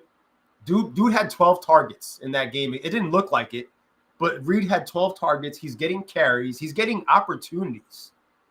So it's just one of those questions that you're asking yourself as you get closer to 0 hour. It's crazy. I get it. Like, it's crazy. Like, what do they do to fix what went wrong in the last 2 weeks? And who is the most to blame for what's going wrong right now, I guess, is the overall synopsis of the, deep dive that we're having on the Philadelphia Eagles right now. Mm-hmm. I need A.J. Brown to have a damn game. Well, he's apparently upset. He's pouting. He's mad about the offense. So this could be what do they call it, the squeaky wheel game? I so wanted a shootout Sunday night. Yeah, well, you didn't get it. None of us got it. You got a bunch of turnovers that led to Dallas scoring more. For me, having the Dak Prescott, CeeDee Lamb stack, I was loving it because it just meant more opportunities. And I knew that in that particular game, Dallas was not going to stop throwing the ball because why would you? Why would you stop throwing against a team that can't? How about their kicker with defend? Those kicks? Oh yeah, Aubrey was stunting out there. He outscored the Eagles by himself. Aubrey had more points than the Philadelphia Eagles offense. You talked so Nick much was shit. In Arlington witnessing this. Yes, he was. He got some great shots. He got great pictures. There was a huge Eagles sucks chant that was ringing through the stadium as everybody was clearing out. There was a couple of fights that broke out outside, like, of course, there would be. Gilly the Kid was absolutely sick because he was at the game and he was in shambles. He was taking the loss worse than Frank the Tank took it. That cat was on the floor like Frank collapsed. Dude. That was the last straw. Like dude next to him was like, there's still time. He was like, there's nothing left. This was after we scored and there was still 2 minutes on the clock because he knew. He's like, we can't score. Like, we cannot score. Like, it's bad. The worst thing in the world is when there's still time on the clock and you know that your team can't get it done. Like, that's the worst feeling. Because you're trapped in a glass case of your own emotions, looking at terrible watching offense. That Eagles fan just bent over crying. The other Eagles fan like this. He's okay. Like they didn't care. They're laughing at him. In fantasy, you can't expect Swift to get you points. He was solid for me early in the year, but now it's just at that point where, the whole season is on the line. Like, I need you to be more than solid. I need you to be great. Everybody that I start, I need to be great. So I'm just looking at my lineup and saying to myself, do I insert Zay Flowers? Do I insert Jaden Reed? Somebody that can get me that big boom play. If I would have started Flowers this week, I would have gotten that touchdown that they got, and I would have been a very happy man. Because Zay Flowers, Odell Beckham, RIP to my belief that Rashad Bateman would one day be the wide receiver 1 on this team, because he just throws to other I drafted people. him in 3 leagues and cut him by week 3. And now, Isaiah Likely. And I was like, damn, I'm going to regret this. Nope, never regretted it. Is Isaiah Likely low-key the savior for those of us who are waiting for Travis Kelce to do something? Is he that voice? And I need you more tonight. Is he that voice, bro? Where you just listen to him sing and you say to yourself, turn around, bright eyes. Bro, it's been so rough. And the tight end position has always been terrible, but the fact that the OG tight end, and now Mark Andrews is hurt, so he's been out of the picture, and it's like, you can't trust any of them. You can't trust any of these guys. Kyle Pitts had a sighting this past week. That was nice. That was nice of him to show up. But, you're going to start Kyle Pitts in your playoff game? You can't. Kyle Pitts would be so much better if he had a more competent quarterback. I thought Desmond Ridder was going to be good. He's got Desmond Ridder. And Desmond Ridder and the Atlanta Falcons are going to be going up against the Carolina Panthers. So, again, the NFC South is so much alike. Where last week we said the Saints, this is a no-brainer. You should trounce the Panthers. I expect the Falcons to win, but I also expect them to I thought the Falcons were going to win this Sunday, and then Baker came back with the comeback. Big win. That was a big win for 6-7. I definitely took that Atlanta money line. Don't ask me how it went. Yeah, don't ask me either. I took the Atlanta money line.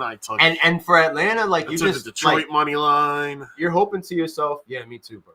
Me too. I took the Bears money line in a couple of the tickets. I took the Colts money line. That was my problem. I took the Bears money line and I lined it up with the Colts money line. And you just put the melty face emoji on all of them.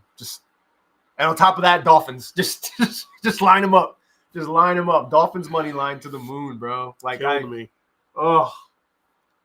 Straight kill. Heather actually made a live in-game bet where she cashed out on a bet, had $48 out of it, and then put the entire thing on the Titans to win the game.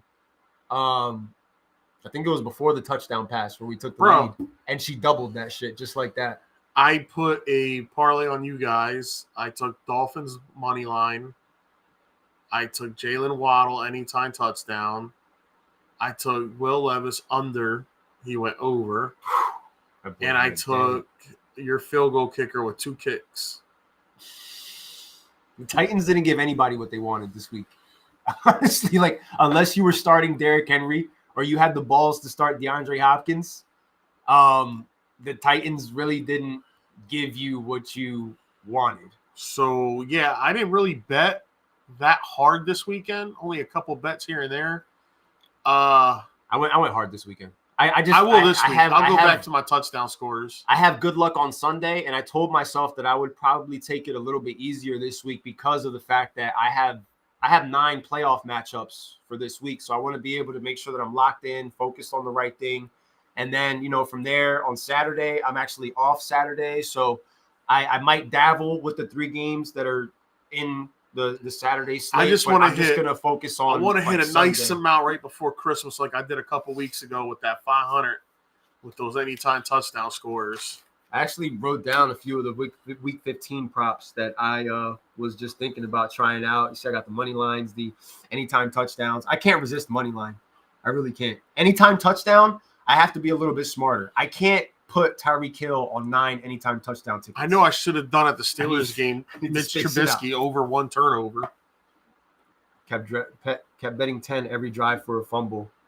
Wow, Eagles 3 fumbles won me 286. See, that's good shit right there. That live, that's good shit. Heather has done a couple of live bets and she's actually won on them. But that right there, like, if I wasn't so caught up in the moment of the game and just like looking at everything play out and just thinking to myself, like, oh shit, like I'd look and I'd say to myself, okay, this football team has already fumbled once. What's to say they won't do it again? And I would have like that's like a good way to win money, like good shit. Like I'm learning right now. I'm learning. I took my chance with prop bets this week. I was stuck on money line and anytime touchdowns. I haven't touched over unders since the debacle of the past week with the Patriots and the Steelers. You took the under in that game? Yes, I took the under, and I was sick by halftime. When Deontay Johnson scored that touchdown, I was just rocking back and forth like Mankind. I was just like, bro. Because I didn't take the over on one ticket. So, it's like bingo. You line it up, and that one thing can shatter everything for you. So I need to be a little bit more fluid with my decisions and not put one thing littered across the board. Like, all right, brother. Thanks for tuning in, bro. Hopefully, see you this weekend at some point. Stick up, kids. I see you in 2 leagues this week. Got each other in Champions Dynasty and in Sick Picks. My 7-game winning streak is on the line in Sick Picks going up against the Stick Up Kids. So it's going to be an interesting week, bro, across the board. We got more days of football. We've got an action-packed Sunday slate. Good, juicy matchups across the board.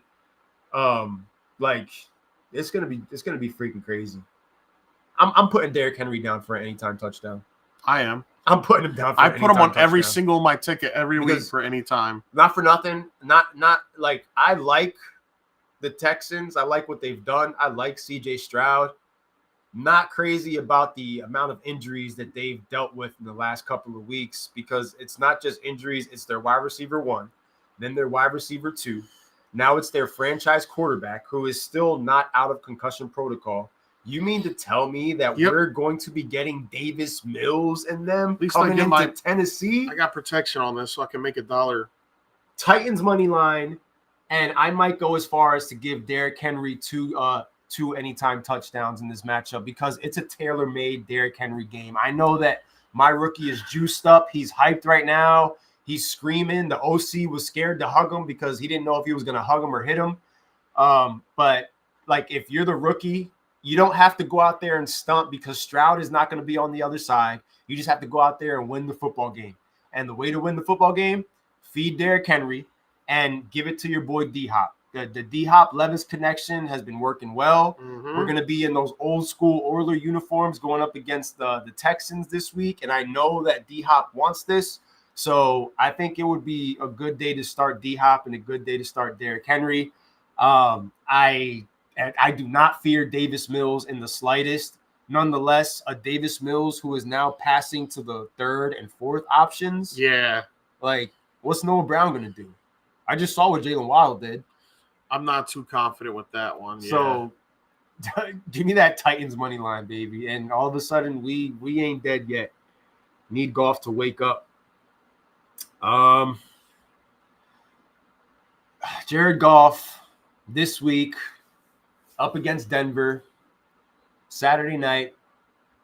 I'm sorry, but the way that they've been playing compared, like the Lions would have to see. I don't even know. I was going to say the Lions would have to score first, but the Broncos aren't going to be fazed by that. The Broncos are going to keep fighting. Yeah. Whereas if the Broncos score first, all of a sudden everything just looks more difficult for the Lions. Like people are just bullying these guys, the guys that we thought to be the bullies. You know, that defensive front that was so ferocious at one point can be pushed around. And that Russell Wilson, Cortland Sutton connection right now, they're like, people might not like to hear this right now, but it's an ugly truth. Russell Wilson, Cortland Sutton are like a top 4 stack in fantasy football right now. You've got the Tua Hill, you've got Dak Lamb, Josh Allen Diggs, and then after that, like who else is there? It's Russ, Cortland Sutton. It's not Jalen Hurts, AJ Brown. That stack isn't really doing anything for anybody right now. It's Russell Wilson and Cortland Sutton because, like I said earlier, Cortland Sutton is one of 3 players that has 10 touchdowns. This guy has 10 touchdowns. And people thought Jerry Jeudy was the wide receiver 1 out there.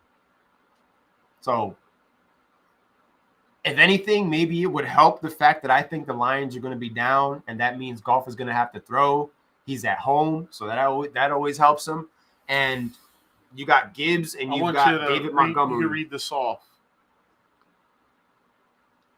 Hendon Hooker, full practice. Is it almost Hooker time in Detroit? Is that what they're thinking? He's cleared. I don't know. Well, he has to get activated. Once he gets activated, okay, so let's say the Lions lose this week. Goff has a stinker. Are you telling me that 3 weeks left in the season, the 3-seed Detroit Lions would bench their starting quarterback and put in the rookie with so much on the line? I don't know if that would even help them. I think once they lock up the playoffs, regardless, I think Hooker plays week 19. I think he plays 18, the last week. I think he plays the last game of the year because by then, if they win this weekend, they'll have the North Stars. There's a lot of quarterbacks that are starting right now that I didn't expect to see until week 18. Imagine Hooker does real good. Be something to talk about. Maybe you pull the trigger in a playoff game if this guy is. The Lions just stopped playing complimentary football across the board because you can't just blame the offense. The defense hasn't been anything to write home about. Look what the Bears just did. They ran all over them and they beat them. And they went. That was a hell of a throw by Fields to Moore on that touchdown. And that was in the beginning. They set the tone with that. Mm-hmm. And the Lions, looking at them, let's say it was the Lions and the Dolphins on Monday night. And it was the Dolphins up by 2 touchdowns with 3 minutes left. Lions would have been done. The Lions are not a good come-from-behind team like that. They don't have They got to get Laporta involved. That's the key. If they start slow, and I'm not saying that because I'm a Sam Laporta fantasy owner, but when they get Laporta going, the offense flows better. You need that game-changing play. Amos St. Brown has not done nothing. He killed my ticket in the Bears game. Of course, I picked the Bears money line. I picked Detroit money line, but I didn't pick Detroit money line. I picked here, I'll go over it right now. But yeah, Amos St. Brown killed me. He's killing a lot of fantasy owners for the last couple weeks too. The best game plan for Detroit would be to just hand it off to Gibbs, hand it off to Montgomery, and work off of the play action. Sell the play action and get your players down the field. Get Amon-Ra St. Brown, get Laporta, and just utilize your backs because the Denver Broncos, with all the positives about them, are still really bad at stopping the run. And that's one of those issues that's not going to change in 1 week. So you got to play to your strengths. You're at home. You play better when you're not outdoors. Thanks, bro. Was in the other app. Shout out to you, man. Shout out to you, my friend. And I'm just going to real quick, because I got the rundown here thanks to my Fantasy Pros app. For those of you who are waiting for developments and haven't been able to see them yet. Here we go. I did Jared Goff over 1.5. Wrong. Amon St. Brown anytime. Wrong. Kyrie Santos to hit over 1 field goal. Got that right. Amon St. Brown to have over 73.5. Wrong. And DJ Moore to score a touchdown. I got that. All those are doable. And that was the first thing. So you feel good because that first leg hits right away. And then everything else. Yeah, I'm and then I see the field goal hit. I'm okay. Bro. So what are we doing? Yeah, I don't give a shit about any of my losing tickets. All I care about right now is that the Sixers and the Lakers hopefully are winning. I think the Sixers won. I need to know what's up with the Lakers so that I can win my $50 and I can use that towards my football betting. Devontae Adams listed as questionable for tomorrow night's game. I'm not even sure who's actually. Lakers are winning by 20. Okay, so that's going to be an easy $50. So I might take 30 of that and put it on the Raiders. Josh Jacobs listed as questionable. His injury seems a little bit more serious than Devontae's illness. Josh Jacobs dealing with the quad issue. Just going to give the rundown right now while I have it up. Keenan Allen ruled out for week 15. One of my opponents had Keenan Allen in the starting slot and took him out. Yikes. We were talking about him earlier, bro, and we're going to keep talking about him the next couple of weeks because they have a real shot to get into the playoffs. Tyler Boyd, limited at practice. Jamar Chase, limited at practice, but did say that he will be playing on Saturday. He will be there Saturday. Big matchup against the Vikings. It's actually the matinee matchup of the day between the Vikings and the Bengals, so that should be good. Greg Dulcich, designated to return to practice. Deontay Johnson, knee, missed practice today. Najee Harris logged in a full practice. Christian Watson missed practice. Jaden Reed was limited. A.J. Dillon missed practice. Oh, here's one. Aaron Jones limited at practice. What a shocker. Breece Hall limited. And here come the Dolphins. Tyreek Hill missed practice. Raheem Mostert, knee/rest, missed practice. He also had a rest day last week. Devon Achane, toe, missed practice. So that's Achane, that's Mostert, that's Tyreek Hill. All the guys that moved the chains for this football team were not at practice today. Chris Olave missed practice. DJ Moore missed practice. Darren Waller, hopeful to be activated off of IR this week. Marquise Goodwin, remember him? Hollywood Brown missed practice. Brian Robinson missed practice. Oof. Dalton Schultz returned to practice. Nico Collins missed practice. Ramondre Stevenson not at practice. CJ Stroud not out of concussion protocol. That's all from today. This is week 15. Fantasy football playoffs on the line. That is the injury report from today, league-wide. Ugh, gross. Yes. Yes, it is. And it's not I need Hill back, bro. I might lose it on the money sports if I don't go back. My 10-4 season, my best season in my home league is on the line. And I'm telling you right now, there is nothing exciting to me about starting Tua if I know that Tyreek Hill is not playing, going up against that secondary. Imagine the Jets secondary preparing for Jalen Waddle. You just cover him one-on-one with Sauce. That's it. Sauce Gardner has him. And then, what are you going to run the ball 60 times? That doesn't help me with Tua. And then the flip side of that argument is, okay, we get the word that Tyreek Hill plays in that game. How much does he play? What happens? What if he tweaked his ankle in that game against this same team in that Black Friday special on that Amazon Prime, that bullshit 3 p.m. game that they put out there on a Friday when everybody's still at work. He tweaked his ankle against the same team. Yes, he did. And not for nothing, Tua had 2 or 3 interceptions against them. That wasn't even a month ago. You think they forgot how to cover? I don't know. Bro, the tribal chiefs. The tribal chiefs. I know. The Dolphins stack has gotten us all where we are here today. Riding high, bro. No worries. Carefree. Every time they made a touchdown, I would just giggle like a little schoolgirl, bro. I'll be like a little Girl Scout giggling because they scored again. And now look at us. We don't even know if Tyreek Hill is going to play. And if he doesn't play, we don't even know if we have there's no replacement for him. There's no replacement for him. All right, stop it. Oh, do you have Olave and Tyreek Hill on the same roster? Guess what? Olave wasn't at practice today too. So there you go. Congrats. If we can at least get Tyreek Hill limited at practice tomorrow, I will be so relieved. But right now, I'm on edge.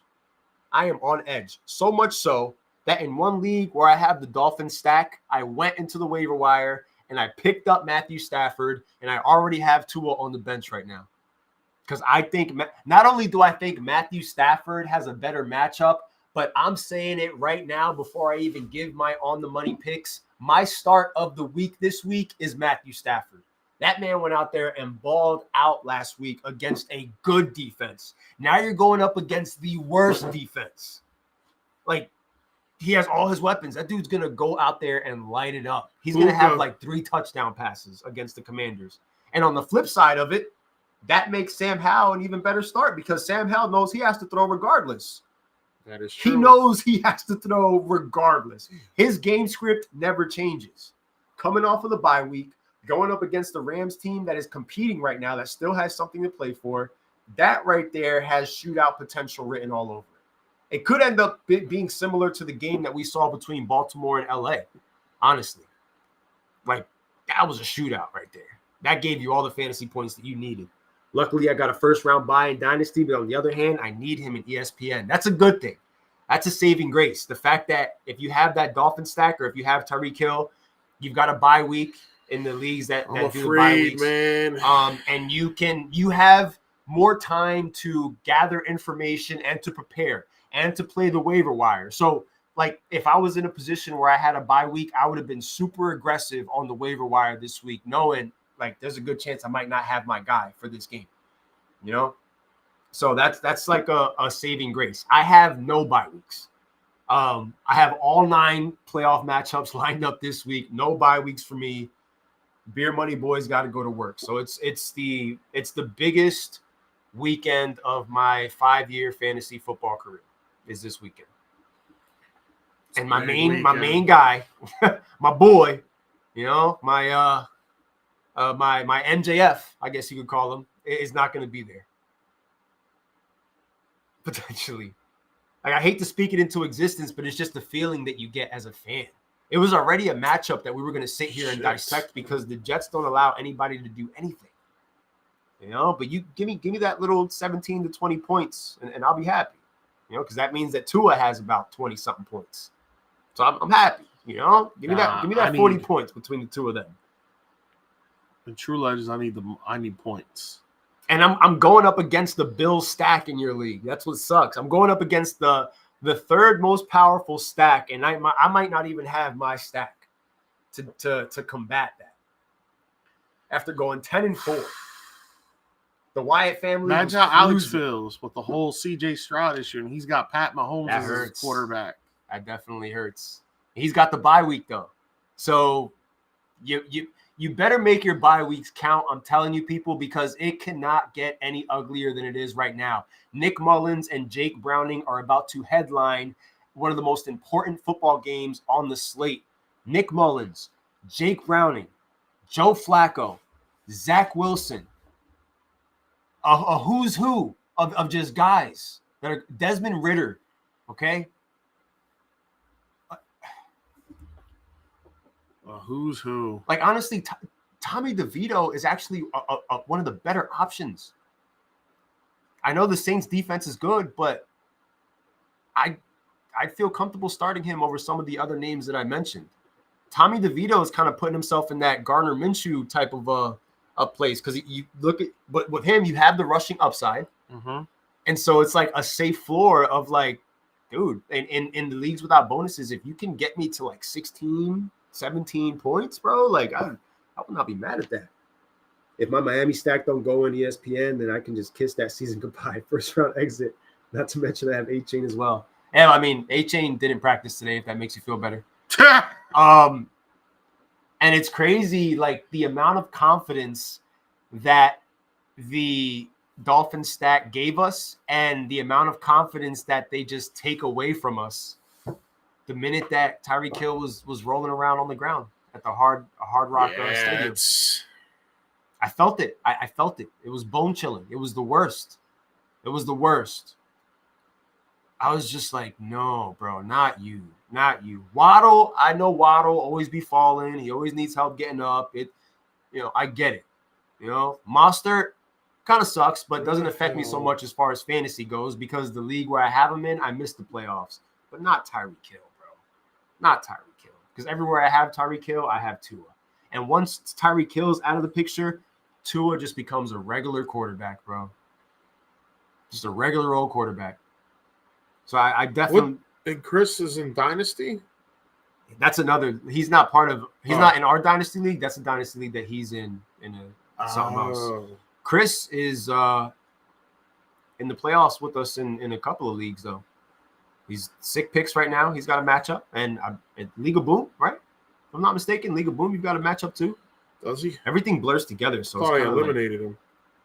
In League of Boom? It's you, it's me. Jose has a bye and Mikey has a. Oh yeah, I think you're right. I think you're right. Yeah, because it's me versus Roj, and it's you versus RJ in League of Boom. Mm-hmm. And Nick then, versus Netta, Dre versus Terrell, me versus Lyric, and you versus Mikey in Dynasty. Dito Mike. You have to go against one of my juggernauts, dog. I'm sorry, man. I saw he had O'Connell as his starting quarterback. That's the story of this season, though, bro. Like it's been rough out here. Can't catch a break. Chacho. Yeah. And guess what? Tomorrow night's game, apparently nobody's gonna play. So there's gonna be points. You just don't know who's gonna get them. You know, like you don't know where it's coming from.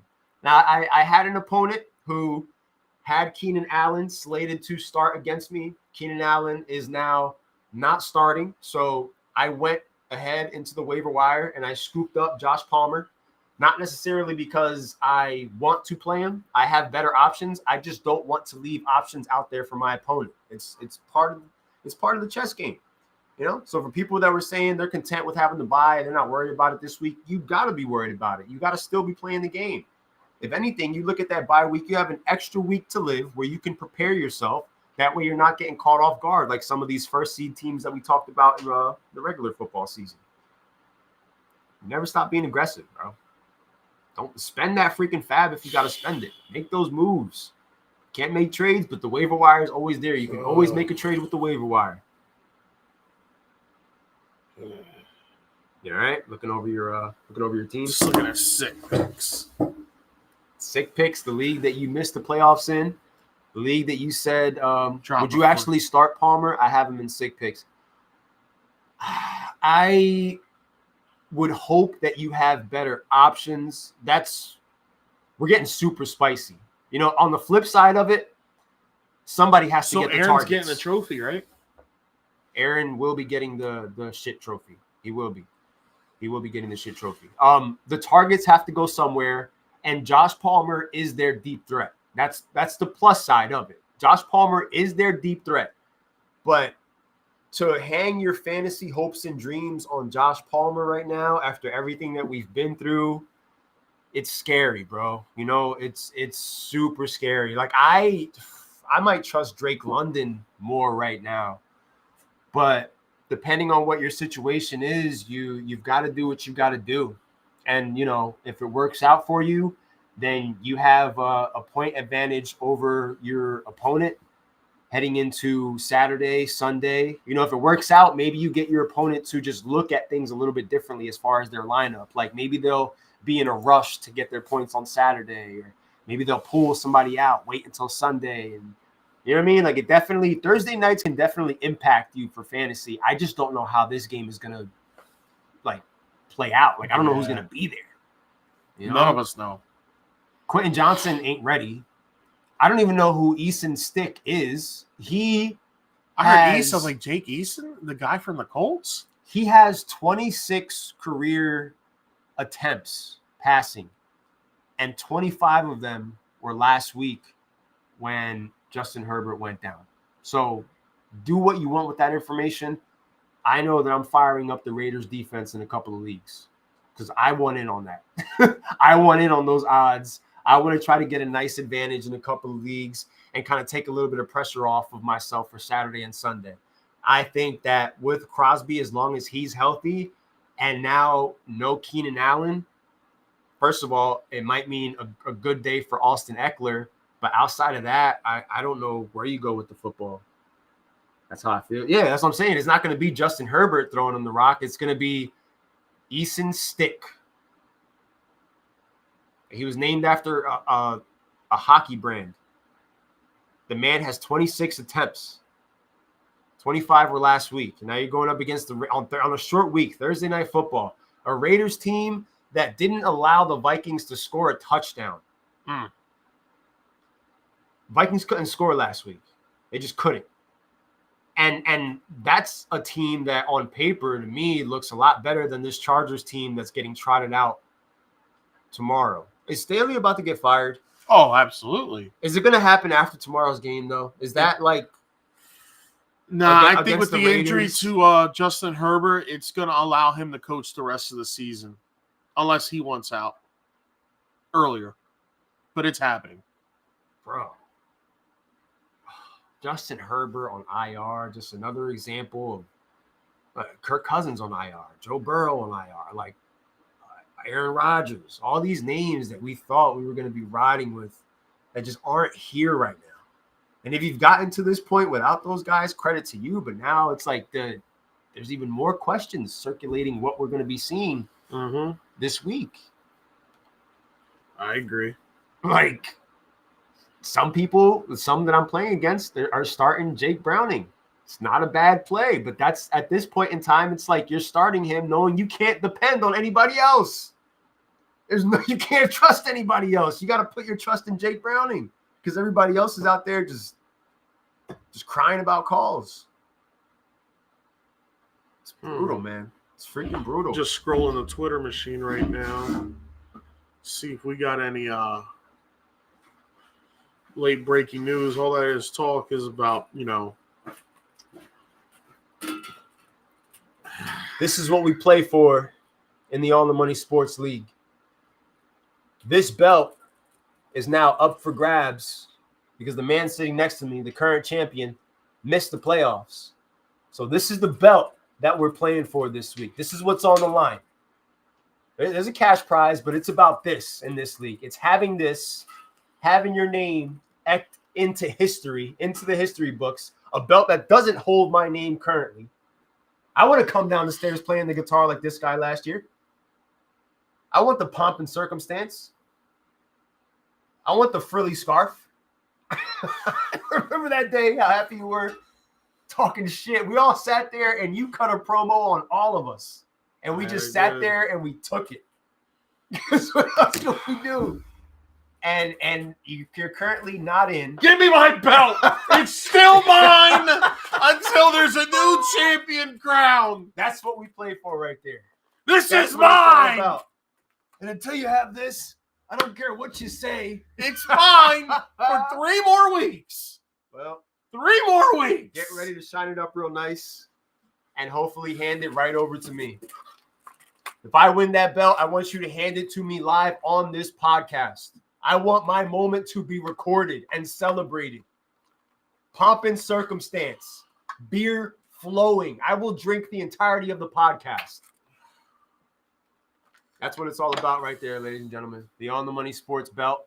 Now, some of you have rings. Some of you have trophies. Some of you have the big cash prizes and the trophies. This is it.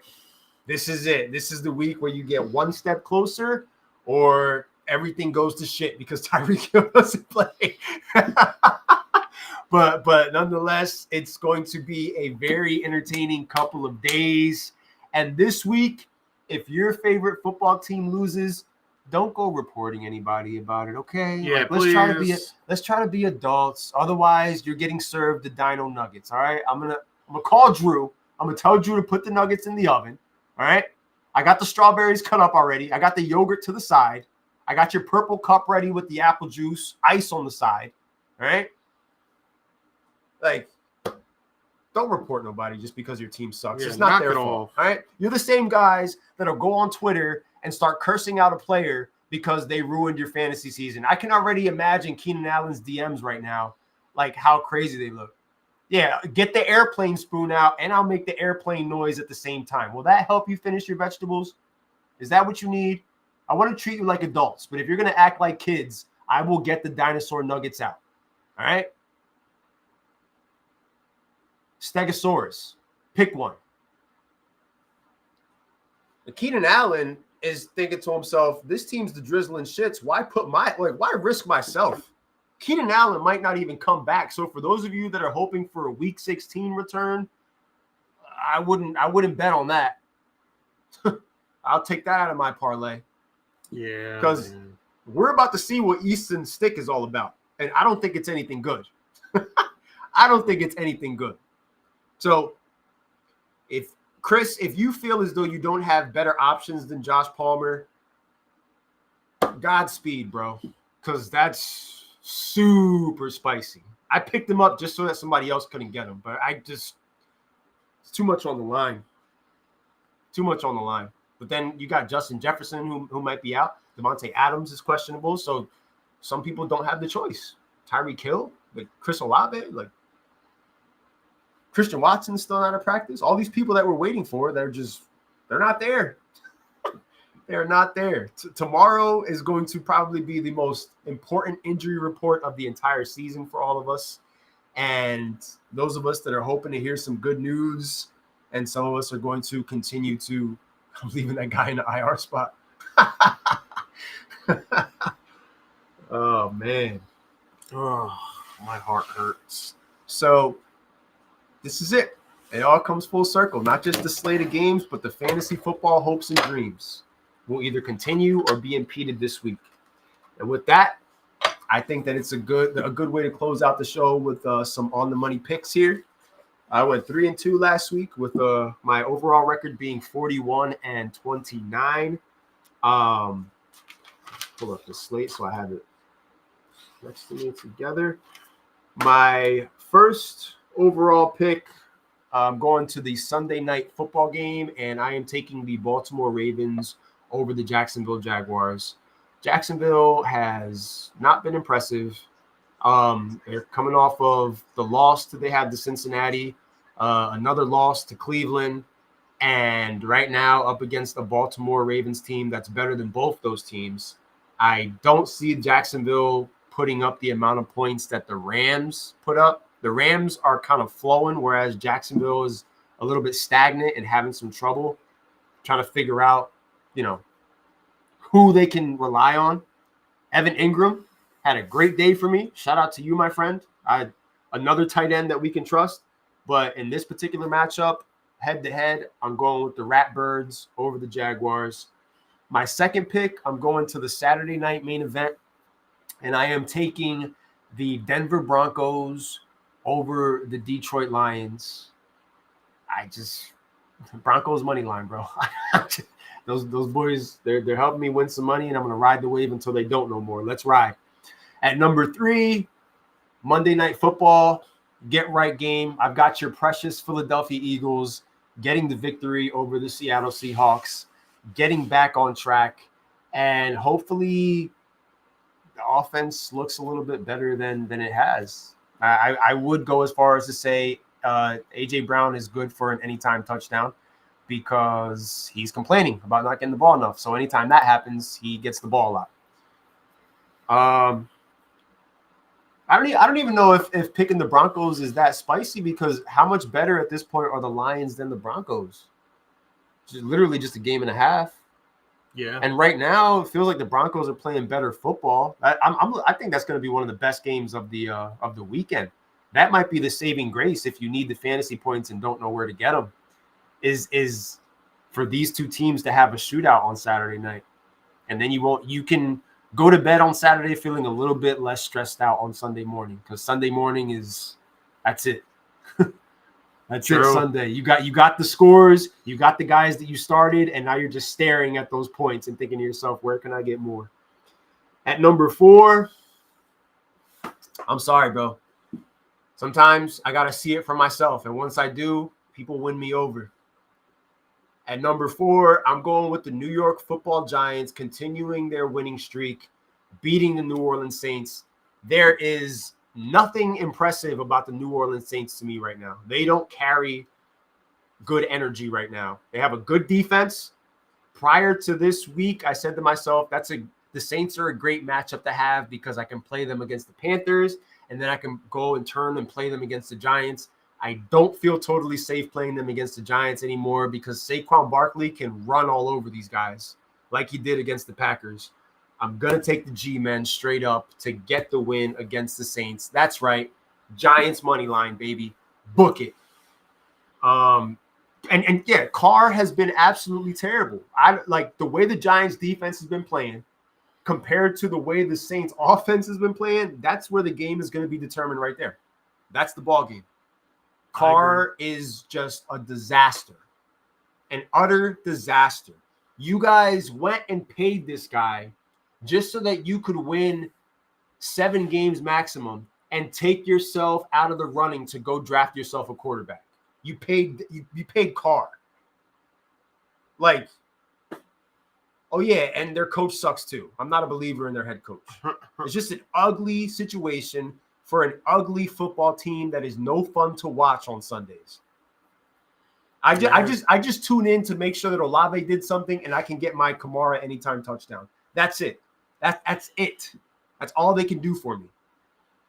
And at number 5, in the big showdown at 425, AFC versus NFC, put me through a table. I'm taking the Buffalo Bills over the Dallas Cowboys in Buffalo.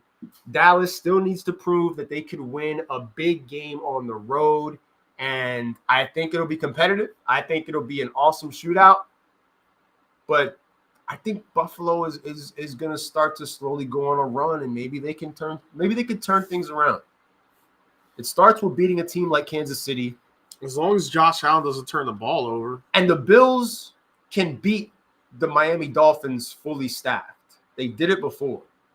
The Bills have a formula for playing Miami. So I know that they're supremely confident about getting to the Dolphins, but right now it's that unfamiliar opponent. And you could say the same for Dallas. Like, these two teams are kind of similar, so it's going to be interesting to see, like, and two of the hottest quarterbacks right now, like, with the amount of points that they're putting up, like, man, I might do a Bills money line and a Cowboys money line. That's the type of game that is, honestly. Give me both. I think this is the part where Oscar is officially saying goodbye to his belt. Because after this week, though, we'll be in the Final Four. Oh, tell me a lie. The song that was used by Shawn Michaels when they kicked him in the back of the head.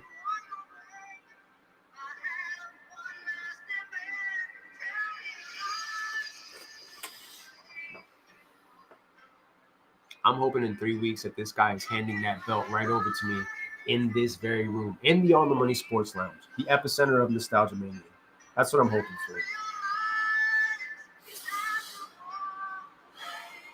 for. Yeah. You guys can go out together for one last dinner. just take the belt, bro. Take the belt out to family dinner and put it on a seat. Treat it good. Shine it up real nice. It's tough, man. You got it back last year, only to give it back up. Oof. Oh, man, it happens, bro. It happens every year. Ladies and gentlemen, this is On the Money Podcast, live on location from the On the Money Sports Lounge. Hoping that the lounge is open on Sunday. I'll never forget you. Because I'd love to hang out with you guys while we see our hopes and dreams hopefully skyrocket or go up in smoke. Either way. It'll be funnier if we're together for it. Yeah, it's a good opportunity to take some pictures. So, and I'm going to be juiced up because it's Titans versus Texans, and don't look now, but we ain't dead. And unfortunately for the Texans, their Cinderella story is slowly starting to unravel because, like, without the magic of what CJ Stroud has been doing, like, they're not beating anybody. Like, they really aren't.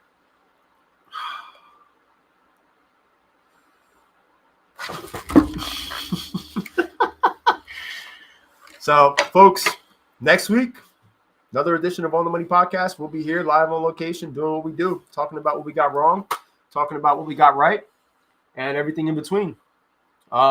Bigger matchups, teams that will be continuing their winning streaks, teams that will be continuing their slumps, a playoff picture that, I mean, hopefully, especially on the AFC side, we have 6 teams that are 7-6. So hopefully we gain a little bit more clarity after this week, after some of these head-to-head matchups, and we see where everybody lines up, what coaches are remaining, what adjustments are made for some of these teams that are not so used to the shitty end of the stick, aka the Eagles and the Chiefs. Mm-hmm. And yeah, I'll probably end up going live again at some point, if not on Saturday, early Sunday morning, So look out for Sunday kickoff, and we'll review some stuff. Of course, some of the updates that we don't have right now, Hill, Christian Watson, a lot of those names.